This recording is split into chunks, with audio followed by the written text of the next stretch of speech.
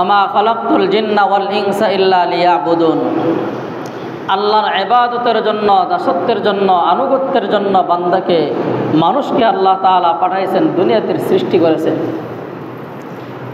মানুষ আল্লাহর ইবাদত করলে, দাসত্ব করলে, গোলামি করলে আল্লাহর রুবুবিয়্যতের মধ্যে, মর্যাদার মধ্যে, সম্মানের মধ্যে বৃদ্ধি পাবে না। আল্লাহ তাআলার মর্যাদা সম্মান যে অবস্থায় আছে সে অবস্থায় থাকবে। আল্লাহ তাআলা ওনাদি চিরকাল যে অবস্থায় ছিলেন চিরকাল সে অবস্থায় থাকবেন। বিন্দু মাত্র মর্যাদার মধ্যে কম হবে না, বাড়বেও না। তবে বান্দা যদি আল্লাহর ইবাদত করে, দাসত্ব করে, গোলামি করে, বান্দার মর্যাদা আল্লাহ তাআলার কাছে বেড়ে যায়। বান্দার মর্যাদা আল্লাহ তাআলার কাছে বেড়ে যায়। বান্দার মর্যাদা আল্লাহ তাআলার কাছে অনেক হয়ে যায়। আর যাদের মর্যাদা আল্লাহ তাআলার কাছে হয়, যাদেরকে আল্লাহ তাআলা মর্যাদাপূর্ণ করবেন আল্লাহর আদেশ মানার কারণে, নিষেধ থেকে বেঁচে থাকার কারণে, তার জন্য আল্লাহ তাআলা জান্নাত রাখছেন। এজন্য বলতেছিলাম, বান্দা দুইটা আমল করলে, দুইটা কাজ করলে দুনিয়াতে আল্লাহ তাআলা বিশেষ প্রতিনিধিত্ব দান করবেন, আখিরাতে জান্নাত দান করবেন।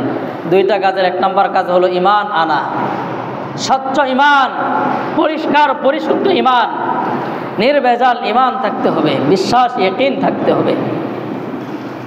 এজন্য আল্লাহ তাআলা বলছেন আল্লাযীনা আমানু ওয়া আমিলুস সালিহাত। দ্বিতীয় কাজ হলো নেক আমল করা। নেক আমল আল্লাহ তাআলা বান্দার জন্য 24 ঘন্টার আমল বাতলে দিয়েছেন, বলে দিয়েছেন কি আমল করবে বান্দা। আল্লাহ তাআলার বলে দেওয়া নিয়ম অনুসারে নবী করিম সাল্লাল্লাহু আলাইহি ওয়াসাল্লামের সুন্নত অনুযায়ী কেউ যদি তার জীবন পরিচালনা করে তাহলে তার পুরোটা সময় ইবাদতের অন্তর্ভুক্ত হয়ে যায়। ঘুমও ইবাদতের অন্তর্ভুক্ত হয়ে যায়, খাওয়াও ইবাদতের অন্তর্ভুক্ত হয়ে যায়, কাজ কারবার, ব্যবসা বাণিজ্য, চাকরি বাকরি সবই ইবাদতের অন্তর্ভুক্ত হয়ে যায়। তবে পদ্ধতিটা হওয়া লাগবে আল্লাহর দেওয়া রাসূলের তরিকা অনুযায়ী। আল্লাহ তাআলা যেই পদ্ধতিতে চলতে বলেছেন, রাসূল করিম সাল্লাল্লাহু আলাইহি ওয়াসাল্লাম যে পদ্ধতি দেখে গেছেন, এই পদ্ধতিতে করতে পারলে সবই ইবাদত। আমরা 24 ঘন্টা যা করি সবই ইবাদত। এজন্য ইবাদতের পূর্ব শর্ত হলো ঈমান, নিয়ত। ঈমানের পরে হলো নিয়ত। ঈমানকে পরিশুদ্ধ করার পর নিয়তকে সহি করতে হবে, শুদ্ধ করতে হবে। কি নিয়তে আমি, কোন নিয়তে আমি আমল করতেছি, কি উদ্দেশ্যে আমি আমল করতেছি, এই নিয়তকে পরিশুদ্ধ করা। কারণ নিয়ত অনুযায়ী আল্লাহ তাআলা ইবাদতের সওয়াব দান করবেন। ইন্নামাল আমালু বিন্নিয়াত। সমস্ত আমলের দারমদার ভিত্তি হলো নিয়ত। বাহ্যিক দৃষ্টিতে অনেক আমল দেখা যায় আখিরাতের আমল, কিন্তু নিয়তের কারণে ওই আমলের কোনো সওয়াব পাওয়া যায় না, দুনিয়াবি কাজ হয়ে যায়। আর অনেক সময় দেখা যায় বাহ্যিক দৃষ্টিতে, দুনিয়ার দৃষ্টিতে এটা দুনিয়ার আমল, কিন্তু নিয়ত সহি হওয়ার কারণে, আল্লাহর সন্তুষ্টি অর্জনের কারণে ওই আমলটা হয়ে যায় আল্লাহ তাআলার সন্তুষ্টির আমল। ওইটাই হয়ে যায় জান্নাতে যাওয়ার আমল।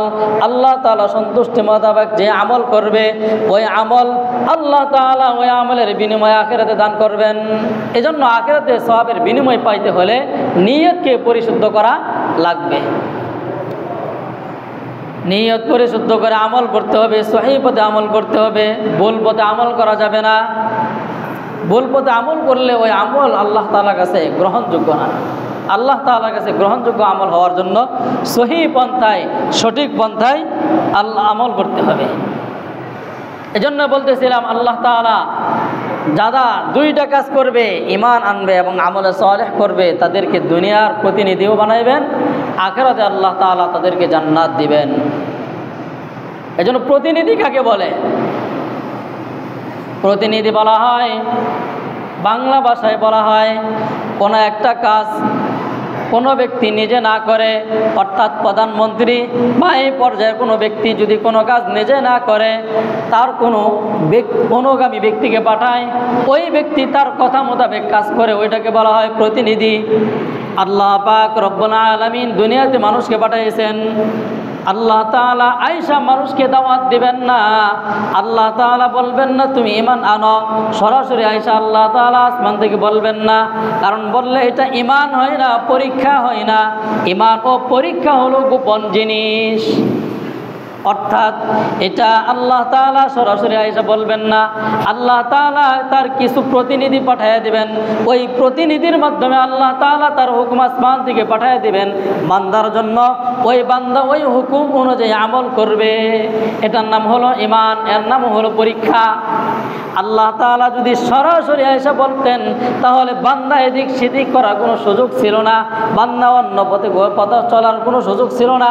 এটা বান্দার জন্য পরীক্ষা হয় না, এজন্য আল্লাহ তাআলা সরাসরি আসমান থেকে আসতে পারেন না। আল্লাহ তাআলা তার কিছু প্রতিনিধি নিযুক্ত করেছেন। আল্লাহ তাআলার প্রথম প্রতিনিধি হলেন নবীগণ। এক নম্বর প্রতিনিধি কারা? নবীরা হলো আল্লাহ তাআলার প্রতিনিধি। নবীদের মাধ্যমে আল্লাহ তাআলা ওহীর মাধ্যমে আসমান থেকে নাজিল করেছেন ওহী বাণী, যুগে যুগে নবী পাঠিয়েছেন।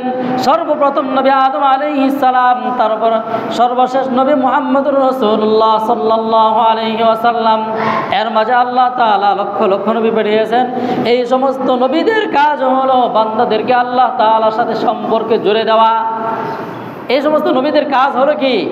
বান্দার সাথে আল্লাহর সম্পর্ক করে দেওয়া। এজন্য মক্কার কাফেররা বলতো যে আল্লাহ কেন আসেন, নাউজুবিল্লাহ। আল্লাহ আসলে কি এটা পরীক্ষা হয়? আর এটা কি ঈমান হয়? না দেখে বিশ্বাস করার নামই হলো ঈমান, না দেখে বিশ্বাস করার নাম ঈমান। এই বিশ্বাসের উপরই আল্লাহ তাআলা ফয়সালা করবেন, এই বিশ্বাসের উপরই প্রতিদান দান করবেন। এজন্য না দেখে বিশ্বাস করতে হবে।